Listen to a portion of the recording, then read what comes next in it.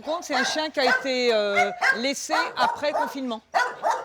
Là, regardez comment il saute. Voilà ce qu'il donnait en appartement. Donc les gens ne l'ont pas gardé. À l'image de ce Jack Russell, le refuge de Sassay compte à la mi-juillet près de 120 chiens et autant de chats abandonnés.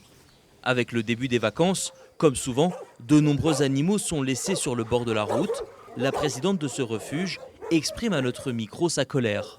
La personne qui abandonne son chien parce qu'il l'a pris chiot, qui vit en appartement et que le chien fait maintenant 40 kilos et a besoin de 3 heures d'exercice n'a pas d'excuse.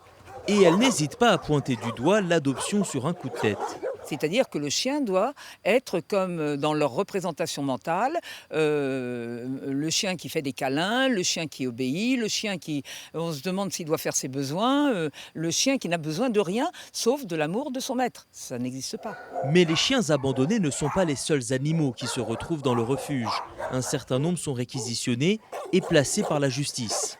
On a par exemple ce chien-là qui est arrivé dans un état absolument lamentable, avec des pathologies partout, maintenant qui est tout à fait adoptable, mais avec certaines contraintes quand même, c'est-à-dire il a un passé et il faut en tenir compte.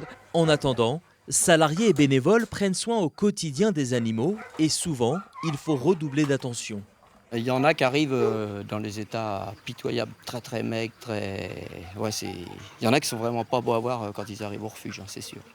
En France, l'abandon sur la voie publique ou dans la nature d'un animal est un délit puni par la loi.